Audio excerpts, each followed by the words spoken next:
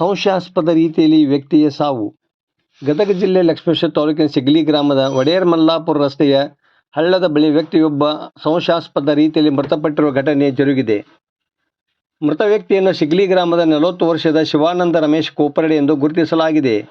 ಘಟನೆ ತಿಳಿಯುತ್ತಿದ್ದಂತೆ ಮೃತನ ಕುಟುಂಬಸ್ಥರು ಹಾಗೂ ಗ್ರಾಮಸ್ಥರು ಸ್ಥಳಕ್ಕೆ ಧಾವಿಸಿದರು. ಕುಟುಂಬಸ್ಥರ ಆಕ್ರಂದನ ಮುಗಿಲು ಮುಟ್ಟಿತ್ತು.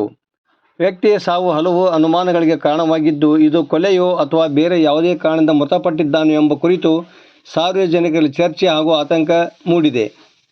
ಸುದ್ದಿ ಗೊತ್ತಾಗುತ್ತಿದ್ದಂತೆ ಲಕ್ಷ್ಮೇಶ್ವರ ಪೊಲೀಸರು ಸ್ಥಳಕ್ಕೆ ಭೇಟಿ ನೀಡಿ ಪರಿಶೀಲನೆ ನಡೆಸಿದರು. ಮೃತದೇಹವನ್ನು ಮರಣೋತ್ತರ ಪರೀಕ್ಷೆಗೆ ರವಾನಿಸಲು ಕ್ರಮ ಕೈಗೊಂಡಿದ್ದು, ಪ್ರಕರಣವನ್ನು ಲಕ್ಷ್ಮೇಶ್ವರ ಪೊಲೀಸ್ ಠಾಣೆಯಲ್ಲಿ ಪಿಎಸ್ ನಾಗರಾಜ್ ಗಡದ ದಾಖಲಿಸಿಕೊಂಡು ಸಾವಿಗೆ ನಿಖರ ಕಾರಣ ಪತ್ತೆ ಹಚ್ಚಲು ತನಿಖೆ ಮುಂದುವರಿಸಿದ್ದಾರೆ. ಮರಣೋತ್ತರ ಪರೀಕ್ಷೆಯ ನಂತರವೇ ವರದಿ ಬಂದ ನಂತರ ಹಾಗೂ ಪೊಲೀಸ್ ತನಿಖೆಯ ನಂತರ ಸಾವಿನ ನಿಖರ ಕಾರಣ ತಿಳಿದು ಬರಲಿದೆ ಎಂದು ಪೊಲೀಸರು ತಿಳಿಸಿದ್ದಾರೆ.